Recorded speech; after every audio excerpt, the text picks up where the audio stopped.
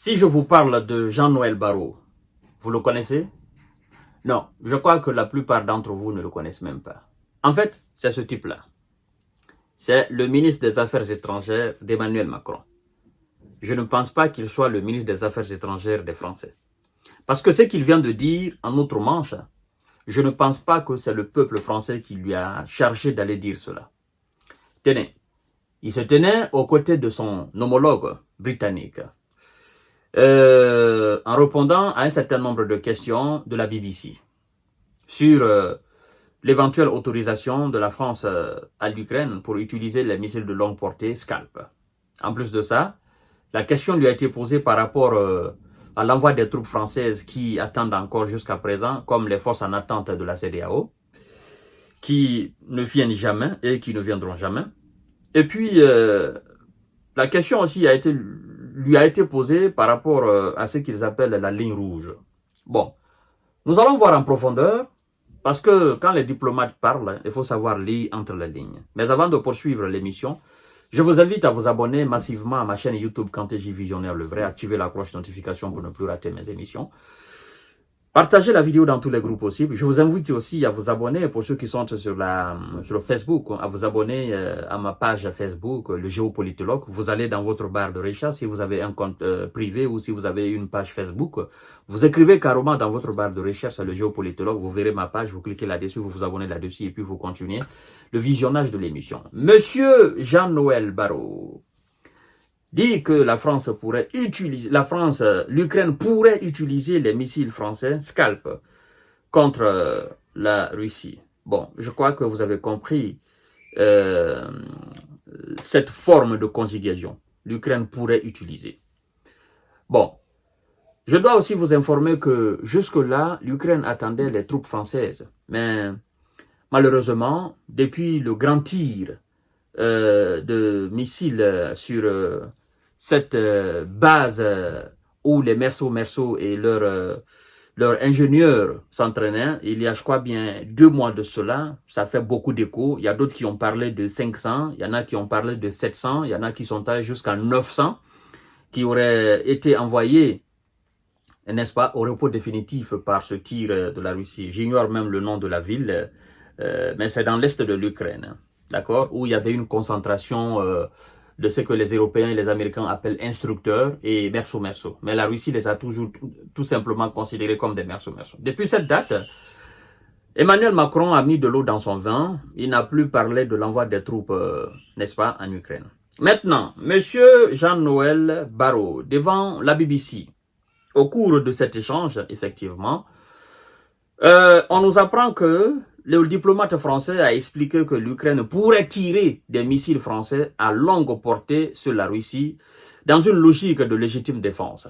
Vous voyez, l'Ukraine pourrait. Il n'a pas dit l'Ukraine, on a donné l'autorisation, l'Ukraine va tirer. Ou on a donné l'autorisation, l'Ukraine doit tirer. Donc, le tir maintenant dépend de l'Ukraine. Mais il a dit l'Ukraine pourrait utiliser dans une logique de légitime défense. Donc, ce tir est dans la tête. C'est dans la tête de M. Jean-Noël Barrot. D'accord? Dans une logique de légitime défense. Ok, légitime défense de l'Ukraine. Mais je dois vous avouer que depuis le tir de missiles ATACMS américains et Storm Shadow britanniques vers la Russie qui ont été interceptés avec succès, et depuis le tir de la Russie, Emmanuel Macron a mis de l'eau dans son vin. Donc, l'autorisation n'est plus donnée. L'autorisation n'a jamais été donnée vraiment. D'accord? Parce que c'était toujours en étude. Et c'est toujours en étude. Ils disent que c'est pas exclu. Mais c'est toujours en étude. Vous comprenez?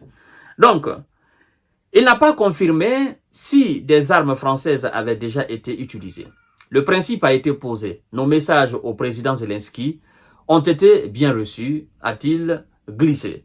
Et de continuer, il dit il s'agit ici d'une prise de position significative. Note la BBC, rappelant dans la foulée que le président Macron a indiqué plus tôt dans l'année que la France était prête à autoriser le tir de missiles vers la Russie. La France était prête. Oui, Emmanuel Macron l'a dit quand il a dit que l'envoi des troupes, rien n'est exclu. La France était prête à autoriser les tirs de missiles. Mais qu'est-ce qui se passe? Jusqu'à présent, la France est prête. Mais est-ce que la France a donné pourtant l'autorisation? Mais non. C'est pas parce que je suis un joueur de football. Je suis prêt, j'ai été convoqué, je suis sur la liste des joueurs convoqués. Je suis sur le banc, je suis prêt. Mais c'est pas pour autant que l'entraîneur, j'ai pas la certitude que l'entraîneur me fera jouer à 100%. Non. Je ne suis même pas sûr de jouer 1 minute. Pourtant, je suis prêt. Donc, être prêt ne veut pas dire autoriser. La France, elle est toujours prête. Toujours. Hein? L'envoi des troupes, elle est prête. L'envoi des avions, elle est prête. L'envoi des chars, elle est prête. L'envoi des missiles, elle est prête. L'envoi de quoi? De nourriture, elle est prête. Tout ce qui concerne l'Ukraine qu'on doit envoyer en Ukraine, la France est toujours prête. Mais est-ce que la France a toujours fait? Non. Malheureusement, monsieur le diplomate, nous avons compris ce que vous voulez dire par là. Alors, les mots du chef de la diplomatie prennent toutefois un sens assez fort dans le contexte actuel, quelques jours après des tirs de missiles de longue portée américains et britanniques, d'accord, ont été utilisés de cette manière pour la première fois. Alors, monsieur Jean-Noël Barrot estime que les alliés occidentaux ne devraient pas fixer de limites au soutien de l'Ukraine contre la Russie. Ne pas fixer et exprimer de lignes rouges. Monsieur Jean Noël, je vous arrête là parce que vous venez d'être nommé nouvellement Premier ministre avec le gouvernement qui a été installé après les législatives et la nomination d'un Premier ministre très controversé, très contesté. Alors, Monsieur Jean Noël, laissez-moi vous dire carrément. En fait, les États-Unis, ils ont voulu faire un test. Ils ont fait le test, les missiles ont été interceptés avec succès. Les Britanniques, ils ont fait leur test, les missiles ont été interceptés avec succès. Mais le missile que la Russie a envoyé, ce missile, il n'y a aucun satellite européen, américain qui l'ont détecté. Le missile a atteint directement sa cible. Ce missile n'a pas été intercepté. Et Vladimir Poutine vient de donner l'ordre pour que la production en série de ce missile-là soit effective, rapidement là. Quand Poutine donne l'ordre, c'est fini. Parce qu'il y a l'argent. L'argent est à la banque. Les gars, prenez l'argent, produisez ça rapidement. On a besoin. Le texte, c'est un succès. Et dit, nous avons d'autres types de ce missile-là. D'autres types de ce missile plus forts que ce missile-là. Donc, qui n'ont plus absolument rien à voir avec les missiles, les Satan 2 ou encore les missiles nucléaires tactiques. Vous comprenez? Donc, monsieur Biden et le Premier ministre britannique, à travers cette action de Vladimir Poutine, ce message, ils ont compris que oui, il y a une ligne très bien rouge. Un rouge bordeaux. Rouge bien couleur de sang. Le rouge là, ce rouge bien costaud, bien coagulé. Il y a une ligne très bien. Donc, on ne doit pas franchir ça. On le franchit, non seulement, c'est nos différents pays, nos différentes bases dans nos différents pays qui feront l'objet des tirs russes, mais aussi l'Ukraine ne sera plus sur la carte. Et donc, ce n'est pas notre objectif. Donc, M. Jean-Noël, sachez tout simplement qu'il y a bel et bien une ligne rouge et M. Biden a très bien compris. Alors, nous soutiendrons l'Ukraine intensément aussi que possible. C'est tralala, nous avons déjà entendu. Moi, je voudrais dire quelque chose quand même à M. Barrot. En fait, M. Barrot, je ne sais pas si vous avez consulté votre armée française. Vous savez, l'armée française, avant le début de l'opération spéciale militaire, l'armée française n'avait que 300 à 400 de ces missiles-là. Missiles Scalp, ces missiles-là. D'accord? Et le missile, l'unité coûte entre 750 et 850 000 euros. Connaissant l'état de l'économie française, je ne crois pas que la France pourrait fabriquer ces missiles en grande quantité, parce qu'il ne s'agit pas de donner une quarantaine, une cinquantaine, une soixantaine, une centaine, une vingtaine, une trentaine, voilà, je ne sais pas comment, je ne sais pas, parce que ça ne changera absolument rien. Ouais. Et les missiles Storm Shadow britanniques, ces missiles-là coûtent environ 800 à 1 million de dollars. Vous voyez, monsieur Jean-Noël. Et les missiles Scalp américains, c'est dans la même logique. 900 à 1 million de dollars. Et donc, quand vous avez des armes qui coûtent aussi cher, la probabilité pour que ça soit produit en quantité, cette probabilité, elle est faible. Vous voyez? Et en face de vous, il y a des gens qui sont carrément passés en économie de guerre. Parce que eux, ils sont dans leur logique. Parce que la situation ukrainienne, le conflit est devenu un conflit existentiel pour la Russie. Comme Vladimir Poutine a dit, ça a pris un caractère mondial.